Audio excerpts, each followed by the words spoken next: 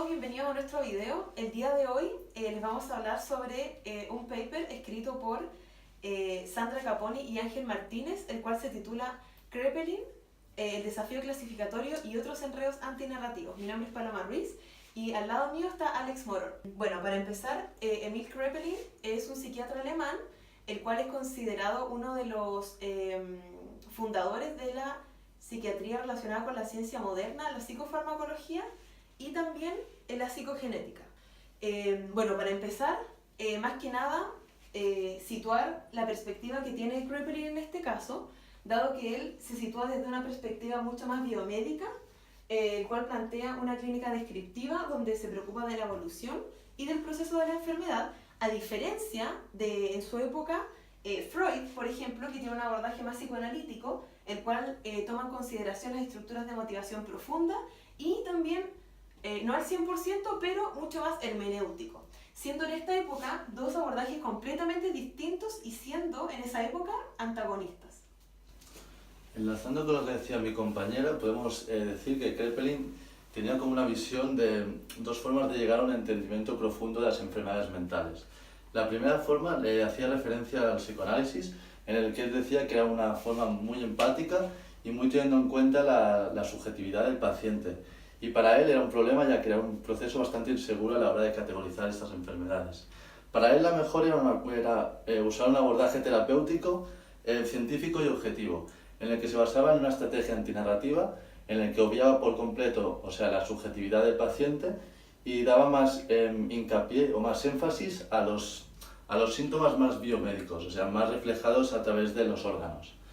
Y el problema que había era el lograr esa objetividad en estos síntomas, ya que se vio que era muy complicado llegar a esta objetividad que él quería desde un principio.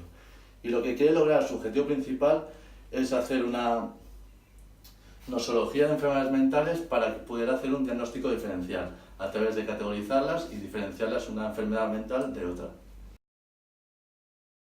Bueno, en esta segunda parte de nuestro video les vamos a hablar sobre los enredos clasificatorios. Aquí, más que nada, se presenta el informe que genera como respuesta Garnier a raíz del segundo congreso de psiquiatría que se realiza para intentar dar con un consenso sobre las explicaciones o sobre la clasificación que se le puede dar a las diferentes enfermedades mentales y también la mirada que le da Kraepelin respecto de cómo él utiliza estos diferentes tipos de clasificación para fundamentar su estudio de las enfermedades mentales. Vale. Primeramente, en la clasificación etiológica, Kraepelin lo que nos quiere decir es que hay una constitución psíquica hereditaria que es el causante de las como trastornos mentales, digamos. Él quiere decir que hay como una predisposición genética a que una persona sufra o no trastornos mentales. Eso será muy criticado por Garnier, el que dice que es muy relativo y no se puede saber si un trastorno mental puede ser debido a factores como a más ambientales o más genéticos. Y por eso hay una crítica aquí bastante dura. Sigamos con la segunda clasificación, que es la anatómica, el cual se sustenta como que Kraepelin dice que cualquier trastorno mental tiene como su sustrato neural en el cerebro. Eso quiere decir de que, pues, si tengo tal trastorno mental, mi órgano afectado será este específicamente. En respuesta a estos dos tipos de clasificación, se señala en el texto de que de alguna manera habría como un fracaso en la implementación o la utilización de estos dos tipos, que serían la etiológica y la anatómica clínica. Por tanto, surge la clasificación sintomática.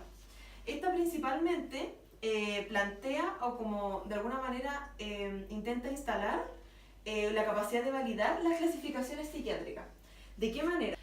Garnier plantea que esta sería igual una nosología que se limita a las particularidades y la caracterización de los grupos. Esto tiene riesgos, ya que de alguna manera genera como una multiplicación de patologías de forma innecesaria, que es como que, por ejemplo, intentar sacar aquellas particularidades de un grupo y como solamente se consideran los síntomas, se amplía la cantidad, dado que no está considerando que las diferentes enfermedades y sus síntomas se pueden presentar de diversas maneras de forma externa y diversificar, lo que aumenta la cantidad de clasificaciones que se pudieran tener. Kraepelin, sin embargo, habla de una sobrevaloración de un determinado síntoma y él, de todas formas, toma este tipo de clasificación sintomática, ya que él señala que es importante identificar rasgos repetitivos y características que permitan diferenciar las diferentes entidades mórbidas. Y por último, tenemos la clasificación evolutiva, que esta se centra principalmente en el reconocimiento y la observación de la marcha que tendría la enfermedad, la continuidad, su repetición, cómo esta se va agravando en el tiempo, siendo un instrumento fundamental al momento de clasificar y entender la enfermedad.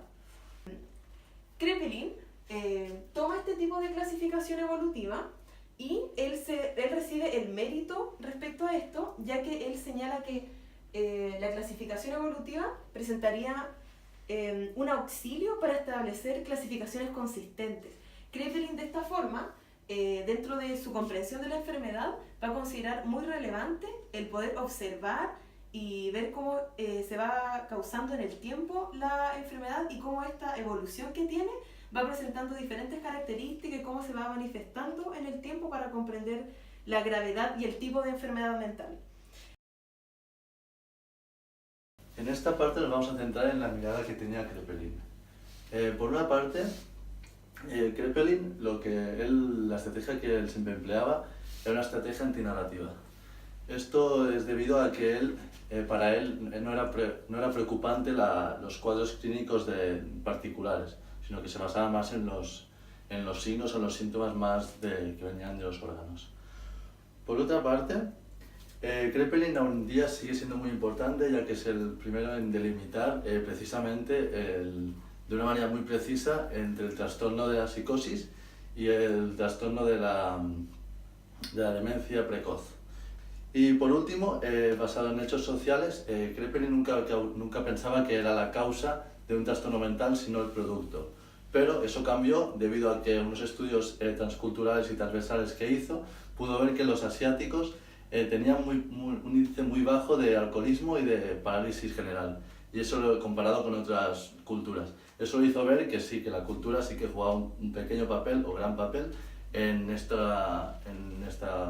ambiente que es en este ámbito que es la psicopatología. Exacto. Kraepelin va a entender la variabilidad de forma tal que sí va a tener este componente como de diversificación en su manifestación, pero sin embargo esto va a estar ligado en su mayoría en una dimensión biológica y de condiciones preexistentes que van a moldear cómo se va a presentar la enfermedad, en lo que podría de alguna manera explicar cuando hay variaciones en su forma y su contenido. Kraepelin hace este esfuerzo por intentar garantizar la validez y la fiabilidad que va a tener la psiquiatría como una rama más de la medicina al rigurosamente examinar y estudiar los diferentes tipos de clasificación.